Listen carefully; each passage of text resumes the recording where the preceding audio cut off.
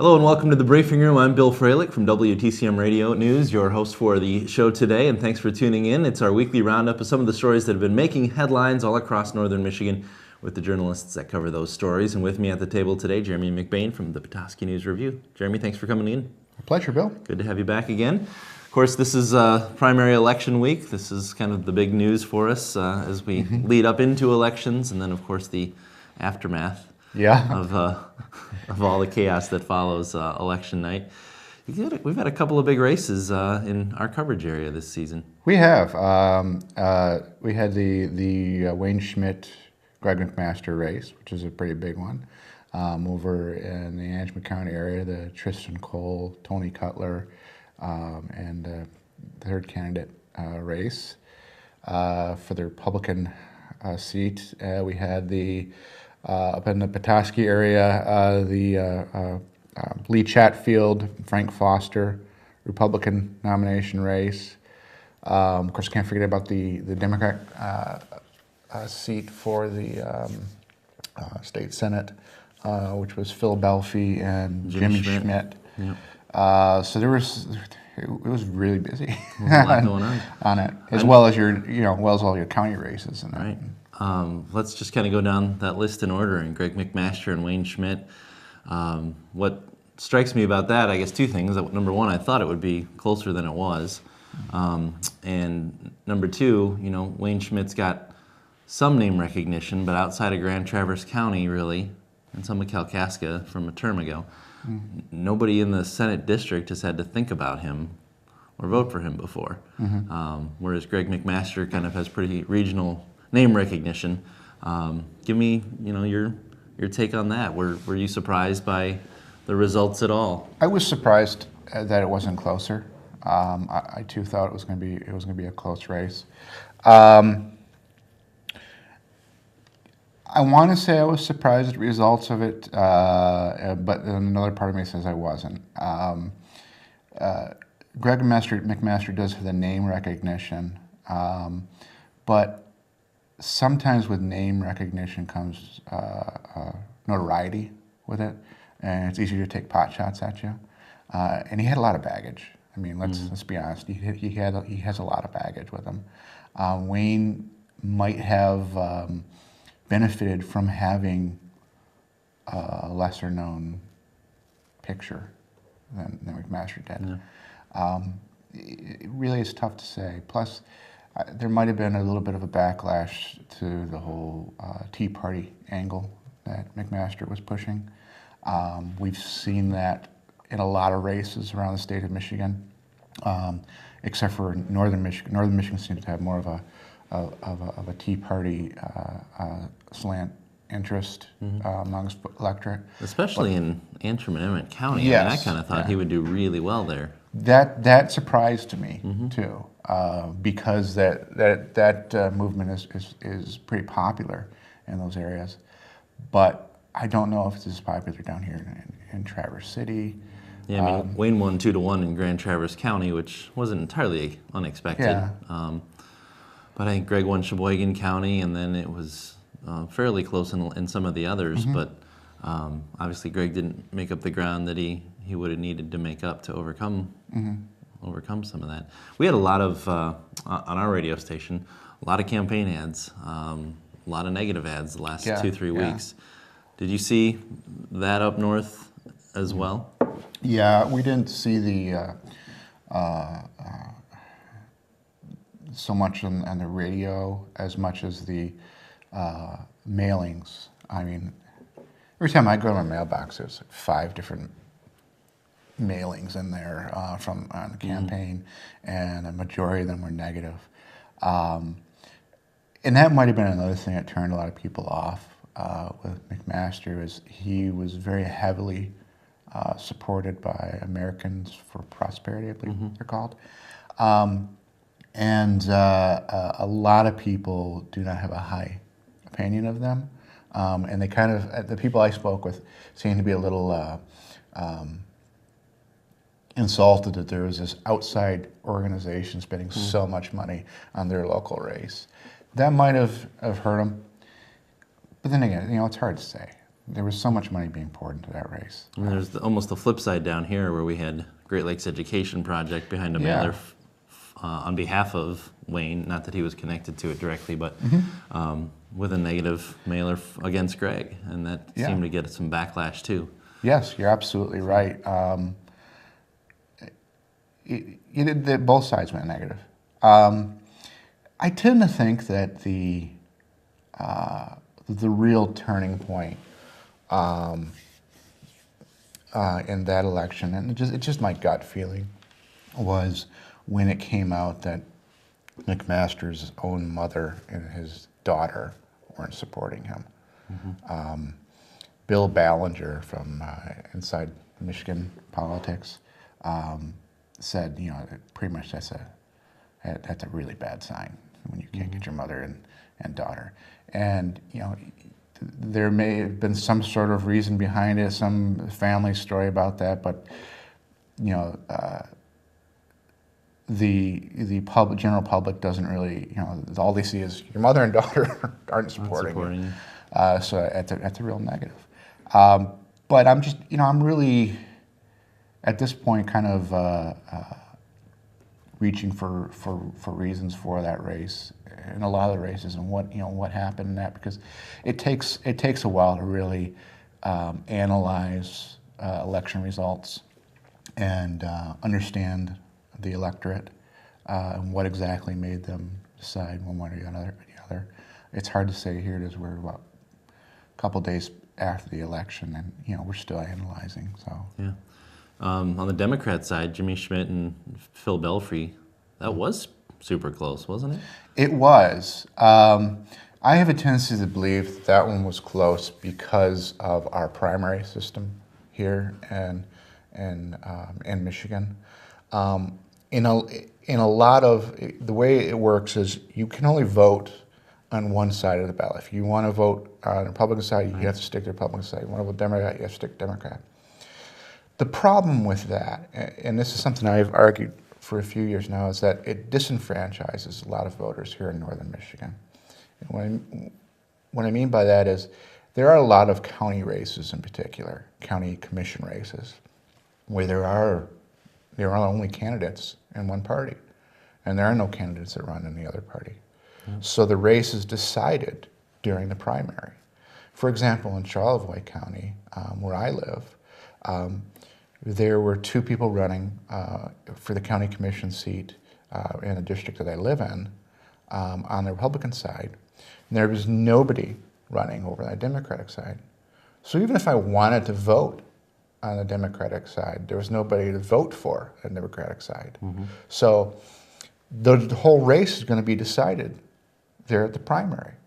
So if I want to be able to make my choice of who I want to represent me, I have to take the Republican ballot. Take the Republican ballot. Which means you can't vote for Democrats anywhere else. Yeah, exactly. So when it comes to that Phil Belfry and Jimmy Schmidt race, I can't jump over there and vote in that race if I want to. Well, it's bugged me for years too. I agree with you. So I think that was the reason why you saw it so close. Because I don't think, because in a lot of northern Michigan is a very conservative area, and like it or not, a lot of these local races have only one party that is running, and that's one thing. The Democratic Party wants to get serious in northern Michigan. They need to run candidates in every one of the races, especially the local races, because they're missing out on opportunities there. Because there's so many candidates in local races that they're just running on one party. So, you're kind of stuck, and you got to stay over on the one side of the ticket, and I think that's what made it so close over on that. That's just my hunch. Yeah, well, that's a good point. State House races, I thought the biggest surprise of the night was Lee Chatfield unseating incumbent Frank Foster by more than 1,000 votes, I believe, just over 1,000 votes. It really wasn't a surprise to me, honestly. I kind of have a feeling that was more of an anti-Frank vote than it was a pro-Lee Chatfield vote. Okay. Frank is another person with a lot of baggage. People were not happy with Frank up in that district, particularly with the number of lunches, free lunches that he was taking over the past few years. I mean, we reported on several times where he was like one of the top legislators who was accepting free lunches from lobbyists. And there was a saying up in northern Michigan that people were calling him free lunch Frank. And you can't get away from that. Yeah. You know, he could not get away from that. In addition to that, Lee was running on some pretty big hot button issues such as Common Core, the AC, Affordable Care Act, education, and there's been a lot of, Frank has had to take some controversial votes. And explain them too. And explain them too. Yeah. And honestly, I think he made the right votes, and they were tough votes to make. I think he made the right decisions. For example, on the Medicare, I was getting confused, Medicaid expansion. Yeah. If he didn't vote on that, if they didn't approve that, that was going to cost the state millions of dollars. But by voting on it, it makes him look like he's supporting the Obamacare, ACA. So he's stuck between a rock and a hard place. Cost us millions of dollars, or look like you're supporting the ACA. He took the fiscally wise, and the legislature actually as a whole took the fiscally wise move, saving us millions of dollars with that. But that made him look bad, and that gave something Lee could run on. And I will say, it kind of baffled me. Chatfield was running a lot of ads saying, said no Obamacare and no Common Core. They sound good on a bumper sticker, but Obamacare is a federal program. I hope he understands that you really can't do much as a state representative about a federal program. Right. And I kind of wonder if the electorate understands that as well. But regardless, Foster had a lot of different issues that could be used against him, and Lee was hitting all his right issues, and he also had more energy behind him because Lee was being supported more by the Tea Party faction, which has got a strong following in that area of the state. And that kind of surprises me, the reversal almost in what you were saying about the backlash for McMaster's Tea Party affiliation. I mean, there's a little difference there. It's in a lot of the same territory. Well, take a look at the voting trends. Okay, you yourself said that McMaster or Wayne Schmidt won 2-1 here in Grand Traverse County. The trends were showing throughout the southern portion of the state. The further you went south, more of a backlash towards the Tea Party candidates, with the exception of Justin Amash over in the western part of the county.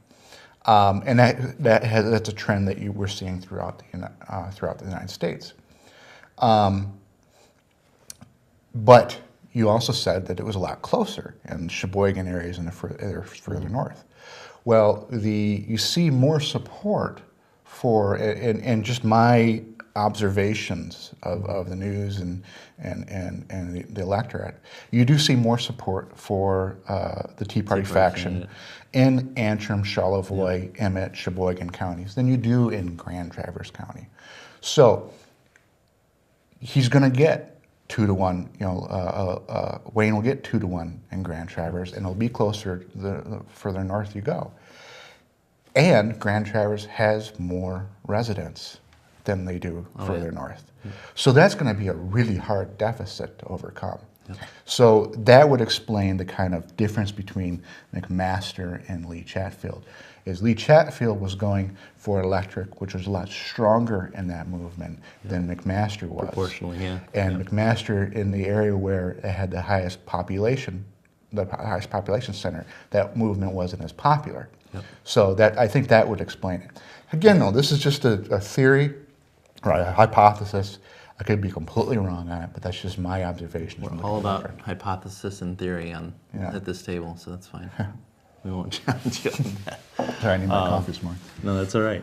I don't. Is there anything else you want to talk about? I was going to talk about the Boyne City issue that's coming up, but is there any other election issues you wanted to cover before we moved on to that? I think that really the primary this election has just begun now, and it's the results that we see with this primary are going to make the general very interesting. And we know a lot of the county races, they've been decided already.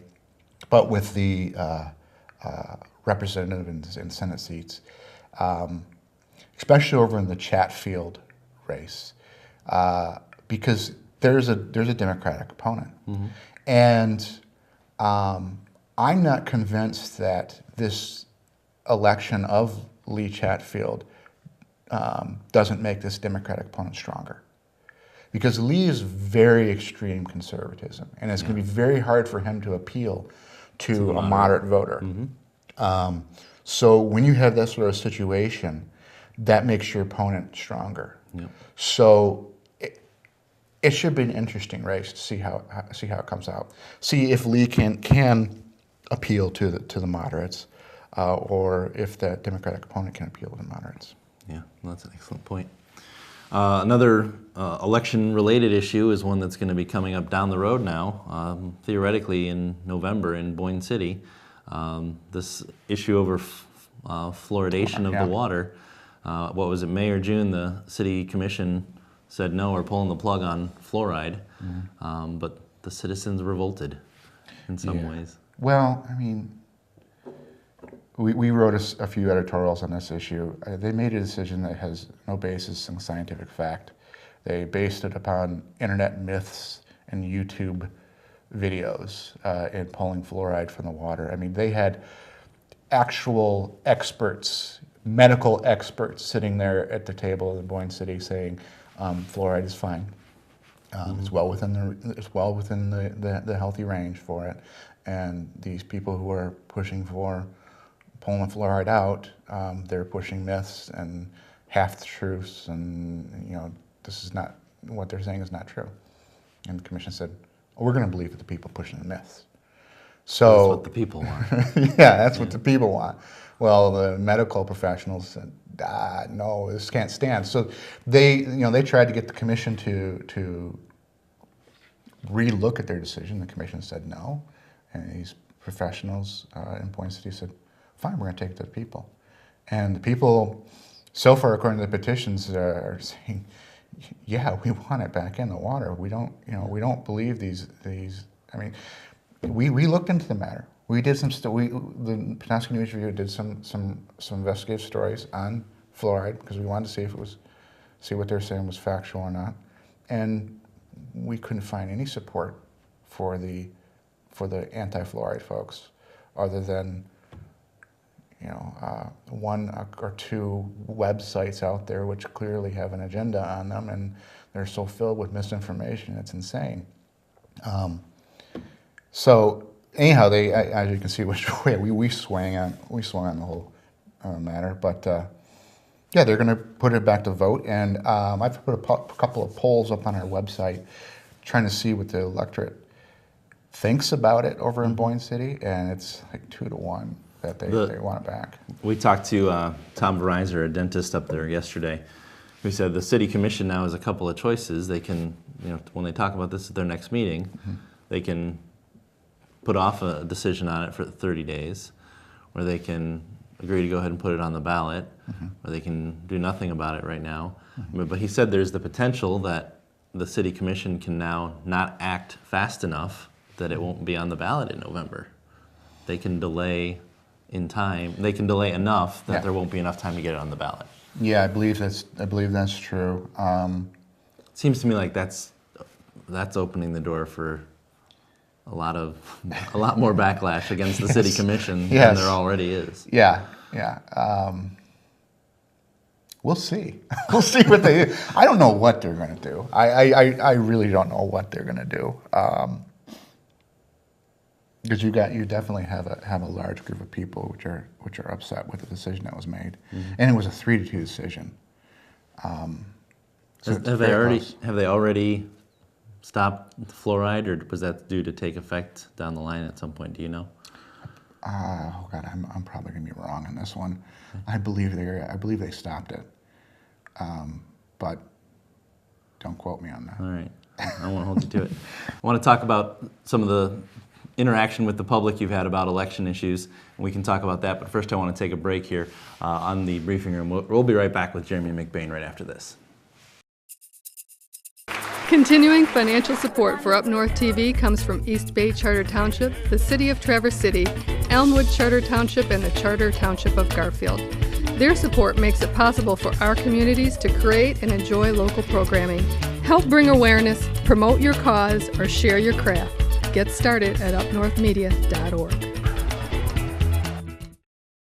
Welcome to the briefing room. I'm Bill Froehlich alongside Jeremy McBain from the Petoskey News-Review. Jeremy, thanks again for coming in. Always a pleasure. We were talking about election season, and a lot of what our job is to keep the public informed, to keep the voters informed.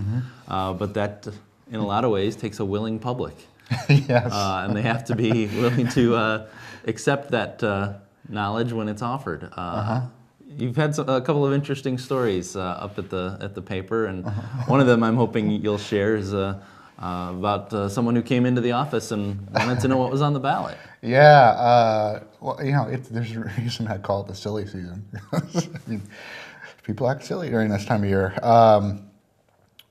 We had this woman come in, and she asked me, "What's on the ballot?" And I said, "Well, we've been running stories about the election for the past month. It might have been 2 months, actually." And she says, "Well, I don't get the paper."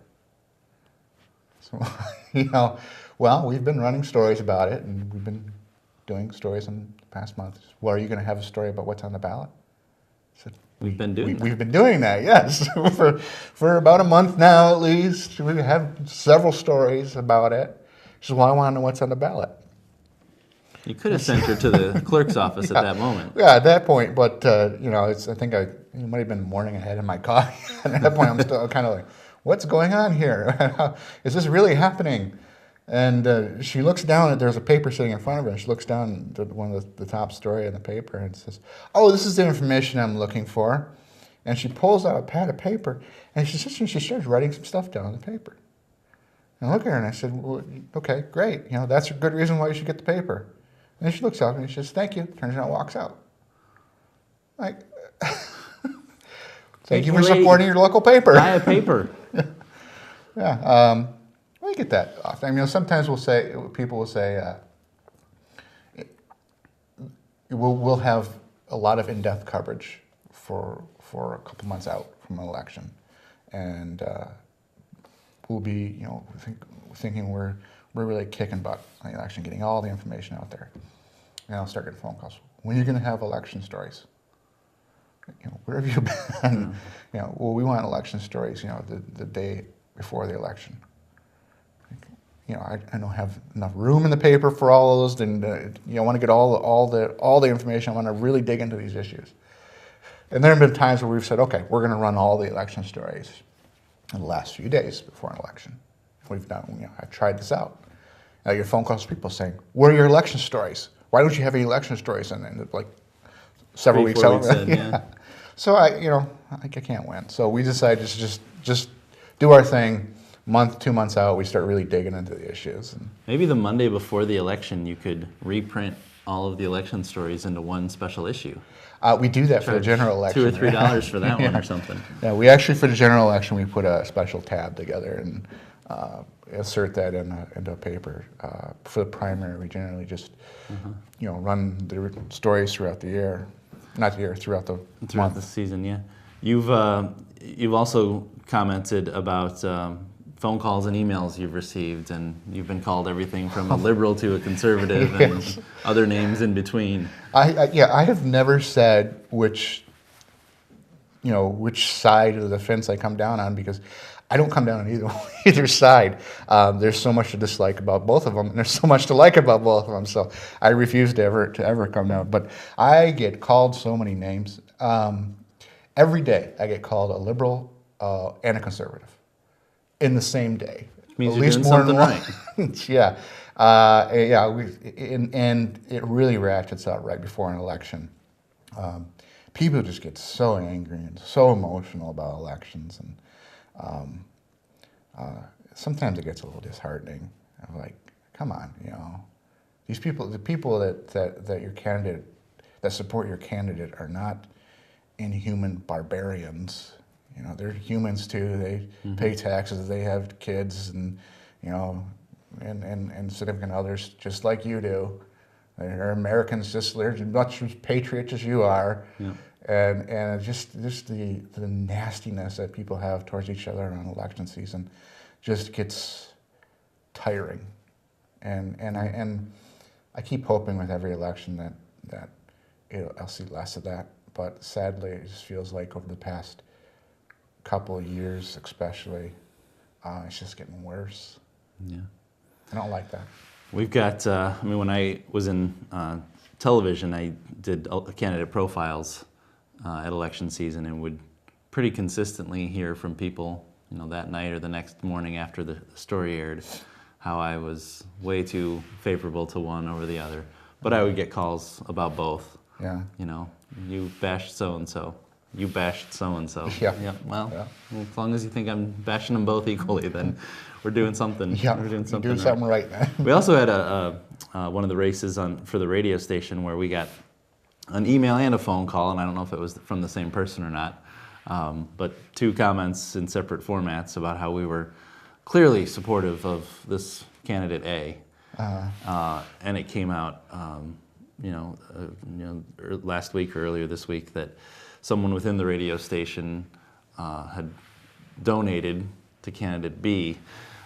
So the station is supporting this guy, but we're giving money to the other. It was just kind of amusing how I like people's perceptions of what they hear or don't hear that they agree with. I like to say to people, look, it doesn't make any sense from a business point of view for me to take a side in this, because if I take a side in this, it means I'm going to alienate one half of my readership. Mm-hmm. So it makes no sense for me to do that. And so I'm just like you, as journalists, we're just trying our best to tell the story, to give voters the information so they can make up their own mind when they go to the election. We're doing our job. That's our job. And whether or not you buy the paper is actually up to you. Yeah, exactly. So it makes no sense for me to try and take a side on that. Yeah. Well, there's lots more sides to be taken as we move toward November. We'll leave that to somebody else, right? Yeah. Yeah. All right. Well, Jeremy, thanks for coming in. I appreciate you being with us on the briefing room. It's a pleasure. Good to have you. Thanks for tuning in, everybody. I'm Bill Froehlich from WTCM Radio, and we'll see you next time at the briefing room.